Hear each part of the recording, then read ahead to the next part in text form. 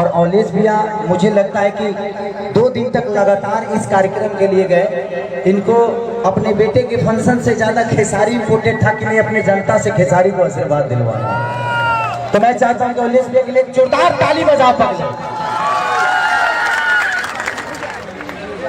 तनी हला करके तो थैंक यू सो मच कि आप लोगों ने इतना प्यार और औलेस भैया को इतना।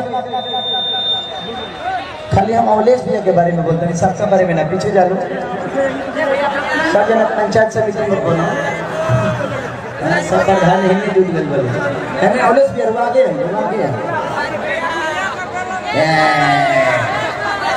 तो आज औलेस भैया की मोहब्बत से इतना प्यार और आशीर्वाद आप लोगों ने मुझे दिया।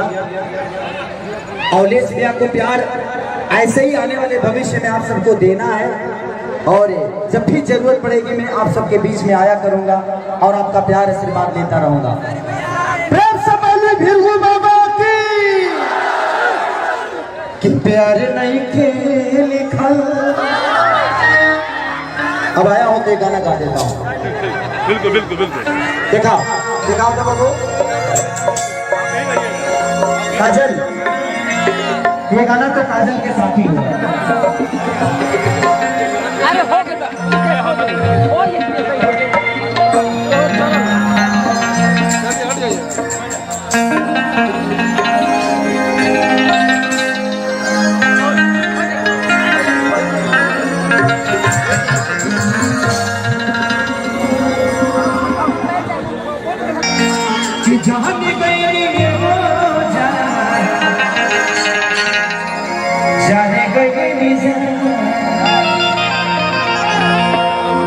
कि प्यार नहीं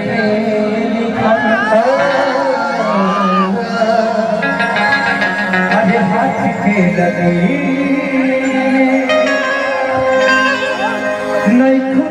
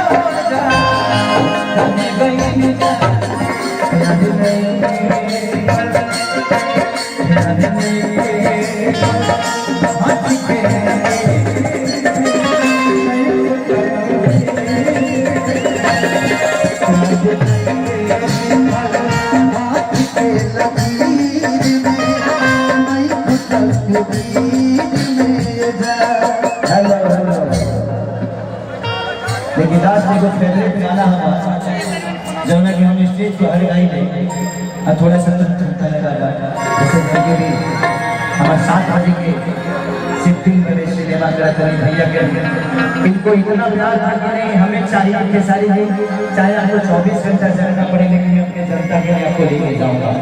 तो थोड़ी सी मजबूरी होती है कभी कभी कि हमारा सिनेमा होता है, बहुत सारा कमिटमेंट होता है, इसलिए नहीं आ पाते। लेकिन भैया आपके आदेश को कभी आप काटेंगे नहीं।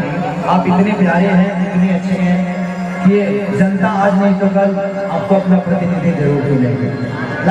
Thank you.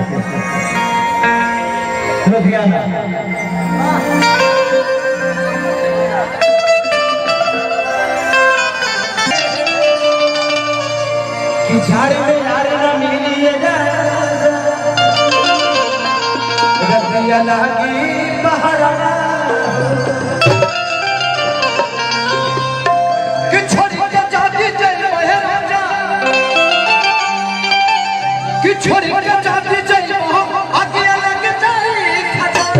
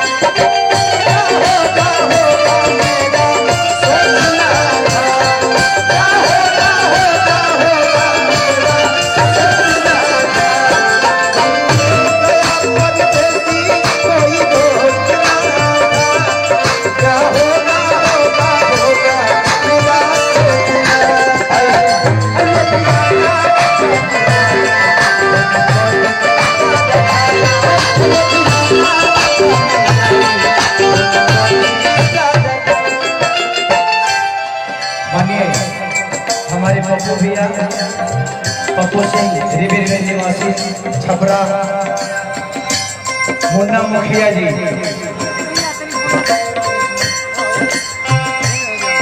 इन्होंने मेरे घर पे 2 लाख ईंटा गिरा दिया है।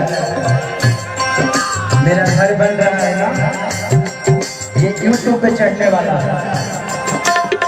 थोड़ा भी अगर मुखिया का इलाज हो गया तो धन्यवाद। मन भरे भैया, बुलबुल भैया, बुलबुल मिश्रा तीसरी बार पंचायत के नेतृत्व के और पंचायत के एक ऐसे गार्जियन देखते बने कि पूरी पंचायत के आप गरीबों के हाथ में तीसरी बार आई। भगवान करे कि सिलसिला जब तक हम इस धरती पर रहे तब तक हमेशा मेरी शुभकामना है। और और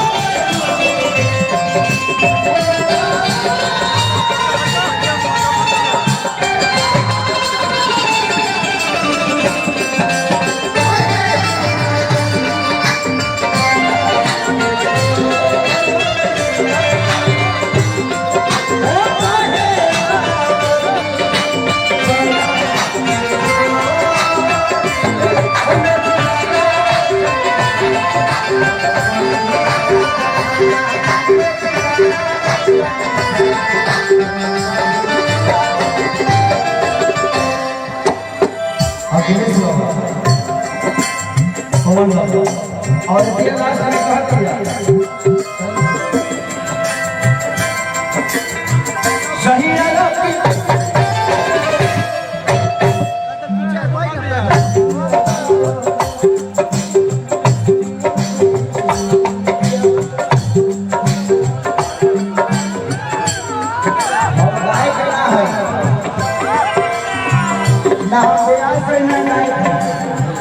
मैं जब भी आप सबके सामने आता हूँ चाहे तारा लोग के सामने आई हमारा मन करो कि हम का करी करी तू हमारा हो नहीं तो आज 95 फिल्म का हीरो हूँ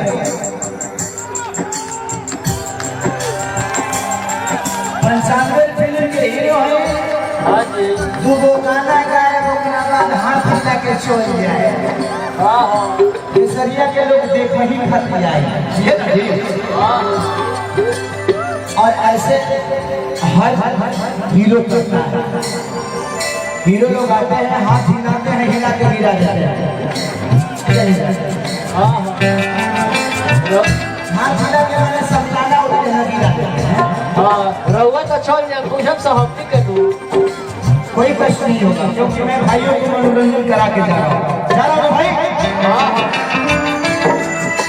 इतना देर में कोई स्टार तो नहीं गा सकता है भाई गा सकता है तो मैं स्टार करके आप सबके बीच में आज परफॉर्म नहीं विलेज भैया का प्यार है इनका आशीर्वाद है मैं चाहूंगा कि ऐसे ही प्यार जिस तरह आप लोग ने मुझे दिया उस तरह मेरे बड़े भाई को ऐसे ही नवाज दीजिए ताकि हर बार में आऊं और आप सबका प्यार और आशीर्वाद पाके जाऊं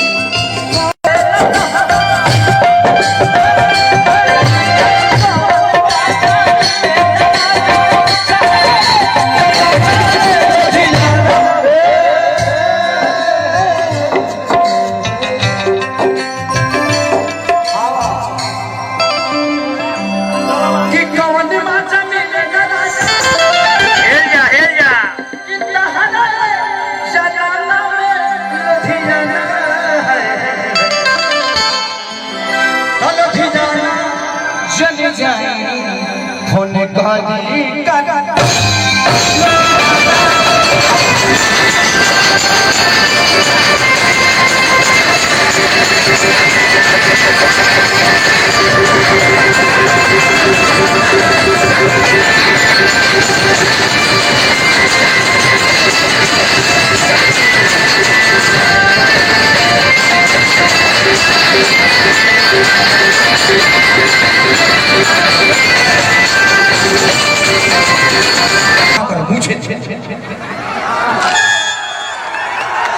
है ना और मैं भाइयों में थैंक यू सो मच आप लोग का प्यार आशीर्वाद मिला और मैं इसलिए से कहूंगा कि प्लीज आप लोग हटिए जितने लोग फोटो खिंचाने वाले हैं ये भी मेरे भाई हैं भाई लोग फोटो खिंचाने देखे आए ये लोग हमारे दुश्मन हो ये मेरी जान है भिजवाऊंगा तो सबसे नहीं तो किसी से नहीं